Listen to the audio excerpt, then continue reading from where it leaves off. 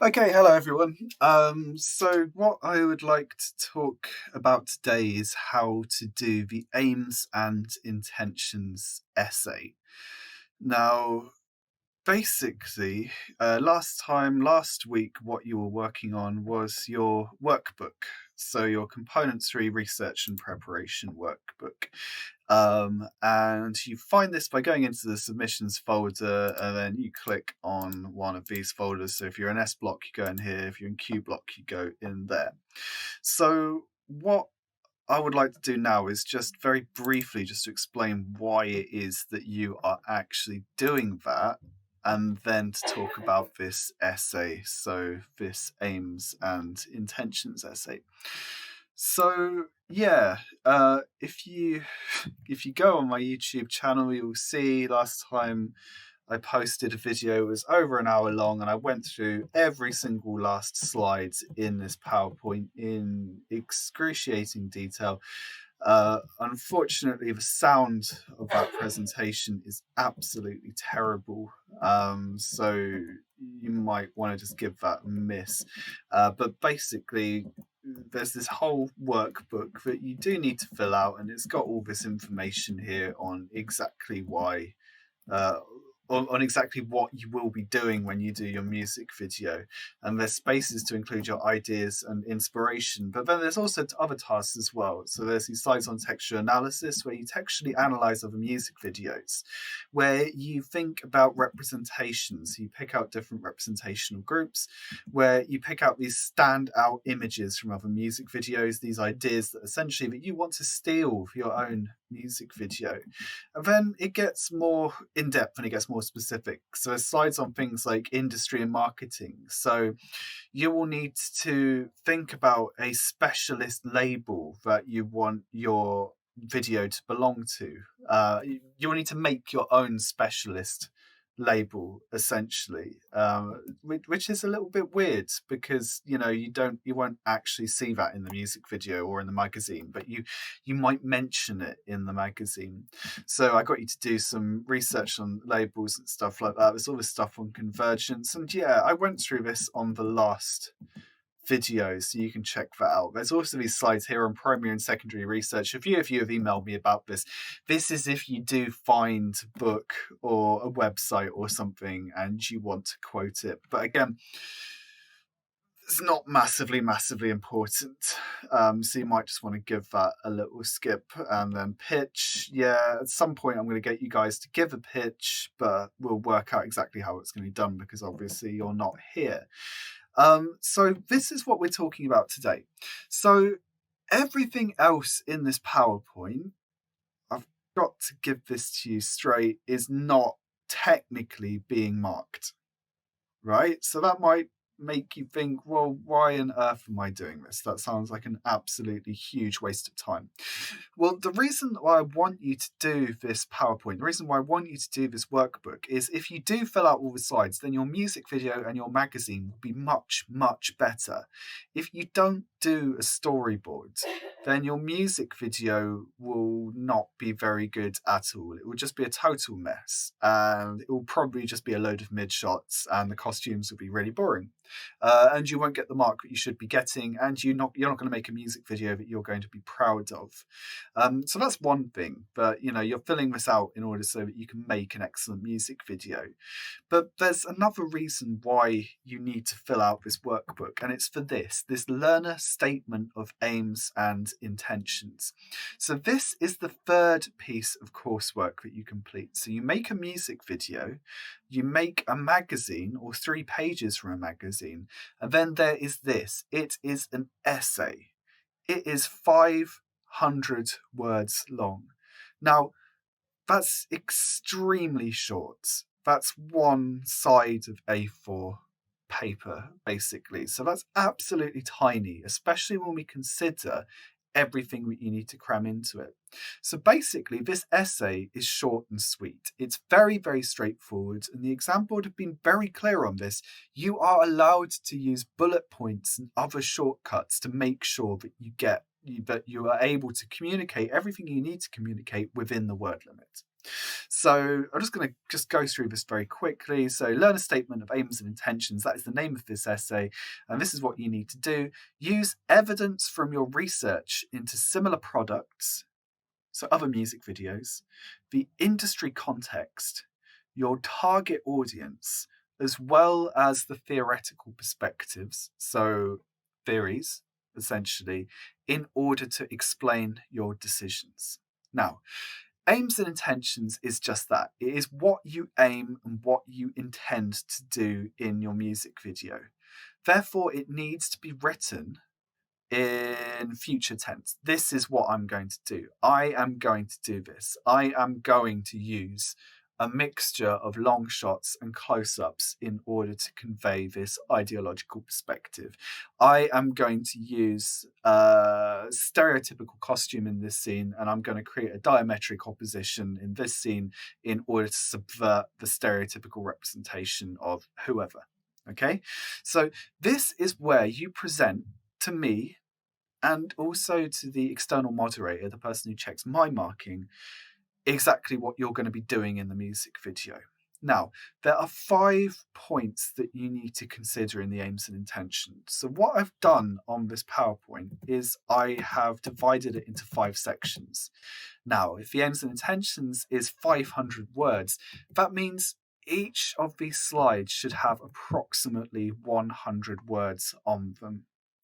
So that's not a lot at all. Once you start writing, you're going to run out of words very, very quickly. Okay. Now, don't worry too much if you go over the word count. It's not a massive deal, but it's probably better. I mean, just because you're not actually going to get marked on anything, you write over 500 words, so it's a little bit of a waste of time. So I'm just going to go through these 5 slides now. Now, slide 1. How and why will you use media language in your cross-media production? So, when it says media language, hopefully we're all fairly clear on this already, but media language means how a media product is made. It means shot types, camera angles, mise-en-scene. It means color, it means editing, it means sound. It means every little thing which might go into a media product. And in this case, the media products are your music video and your magazine. And when it says cross-media production, that means your music video and your magazine. So the two combined create your cross-media production. So in this slide, you will talk about the things that you intend to do. So, for example, let's just say you're making a music video and your general idea is you want to have a subversive representation of teenage girls. So maybe you want to represent them as aggressive criminals rather than the way in which teenage girls are often represented. Then how are you going to do that? You might decide to do that through costume. So that's something you need to talk about. You might decide to do that through cinematography. So for example, you might discuss, I'm going to have loads of extreme close-ups of the face of my performer in order to demonstrate to the audience that she is aggressive and to position the audience in an uncomfortable and threatening mode of address. A really good example of a music video does that is the video to Do by Blackpink, which I set as one of the videos that you should analyze, which is very tongue-in-cheek and silly, and represents these girls as being aggressive and violent, etc. So you also need to talk about the magazine in this as well. So, and I know this is a long way off and you're only vaguely thinking about it, but it's 100 words for each slide. Just a couple of vague things, like what shot types are you going to include? Roughly what costume are you going to include? And don't worry too much if your music video and your magazine end up being completely different from this, because to be quite honest, you can go back and you can edit this, right? So I am essentially getting you to do a first draft of this now. It can be nice and straightforward. It's very short in total and you go back and edit it. So slide 1, things like shot types, camera angles, costume, mise-en-scene. You know how to do that.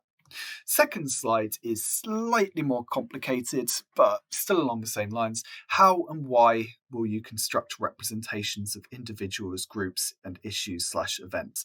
Well, what group are you representing in your music video?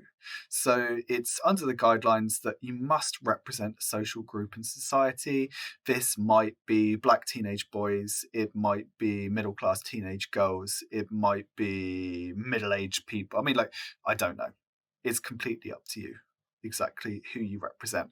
But how are you going to construct that representation? And this is quite similar to the last slide, because again, we're going to be thinking about language, media language, shot types, camera angles, color, mise-en-scene, costume, etc. Think about the video to Formation by Beyonce. Well, how is she constructed as a working class black woman? Even though she's clearly not working class. She is represented as a working class black woman through being situated in stereotypical working class environments, for example, the car park, and then her spinning around in her car, doing donuts, flicking her braids around and stuff like that. Okay, so very, very brief. And you're going to need to think, well, how are you going to construct your group? How are you going to make your group threatening? Or how are you going to make you don't need to make yourself threatening, by the way. I just keep thinking about it as an example. 3, this is really, really important. How will you target your intended audience? Now, remember, your target audience is a specialized group aged 18 to 34. That's a really, really nice target audience you've been given because they're young and you can just pick whatever genre of music. So it might be male, 18 to 34, pre-existing fans of rap and hip hop music. So how are you going to target them? Well, the most easy way to do that is to use conventions from the genre. So if you're targeting someone who likes rap and hip hop, well, what kind of stuff does rap and hip hop videos have in them? What genre conventions? So you might want to think about using a setting like a housing estate. You might want to think about having things like cars and hoodies and balaclavas and various kind of gunshot gestures and stuff like that. Okay, now that's all very stereotypical, but that's kind of the point. This is exactly what producers will think about when they are targeting audiences. They will work with what has worked in the past, and this is why certain artists are more popular than other artists. But do also remember, you can completely subvert these ideas as well. You might decide, well, I'm going to be targeting people who like rap and hip hop, but I'm going to be doing it through subverting the representation of young black men. So for people who already like rap and hip hop, I'm going to be targeting them in a completely different way. And as you can see, that's completely linked to slides 1 and slide 2. So think about your target audience. How are you going to get them on board? How are you going to get them to watch this music video over and over again, share it with their friends, and of course, the ultimate goal there is to actually buy the album. Slide number 4. How will your production perform to its industry context? Now, this sounds really, really complicated, and I think this is a big stumbling block for students, but it's actually really simple. So what are you making? You're making a music video. How does it conform to its industry context? How does it actually work as a music video? Well, your music video is going to be between 3 and 3.5 minutes long. Your music video is going to have the conventions of a music video, i.e. it's going to have fast-paced editing, it's going to have lots of different locations, it is going to have performance, for example, lip-syncing and a dance routine. So when it says this, how will your production conform to its industry context? It basically means, how is it going to look and feel like a music video? That's essentially it. And then we have this final slide, which again seems extremely complex, but it is absolutely not. So how will cross-media production demonstrate digital convergence? Now, what does this actually mean? If we think back to digital convergence is the coming together of previously separate media industries thanks to digital technology. So the fact that you are watching this video on a computer or a phone is digital convergence. So we're combining two different industries, broadly the film industry, sort of, kind of, and you are then streaming it through the service YouTube. So that is an example of digital convergence.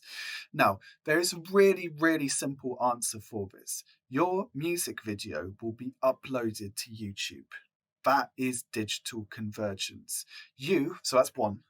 Two, you are also going to be filming and editing this music video digitally. So you are going to be using digital tools in order to create the music video. That is also digital convergence. And three, in your magazine, you are going to have links to the website and the social media accounts of the artist that you have created. So you might have a Twitter account and an Instagram handle as well. So there'll be the actual link that people reading the magazine can type in. And this is a big deal for magazines. People aren't buying magazines as much. If we think back to the magazine unit, this is something that you'll remember. And magazines essentially do need to rely to a certain extent on digital convergence. Think about how important Adbuster's website is to the continuing survival of the magazine. It helps to boost the brand profile. Now, when magazines interview artists, when they interview bands, this is absolutely essential because it allows them to use digital convergence in order to stay relevant. It allows them to link to their website. It allows them to link to their Bandcamp, to their iTunes, to something like that, which then means that you can then put down the magazine and then access this. So this is, it's as simple as that. You're going to use digital technology to host and to make your music video, and in the magazine, you're going to have links to social media. And that is basically it. Final slides, of course, the planning and preparation. So this is you actually starting to make your music video, but not actually making it because we're in the middle of a pandemic and you legally can't leave the house unless you have something essential to do. So don't do that. Once everyone has completed this learner statement of aims and intentions, that is actually as far as we can go with the music video production task, because we are not allowed to send you out making your music videos, and I wouldn't want to do that anyway, and there are all kinds of issues with that. So let's get this done. I'll be letting you know a deadline for this. It's 500 words. To be quite frank, I think a lot of you could churn that out in half an hour if you weren't really thinking about it too much. And I am going to get you to redraft this later on in the year. Okay, so please do not think it's going to be your finished product. 100 words for each slide. Fantastic. And if you do have any questions, please do email me and let me know. Thank you very much.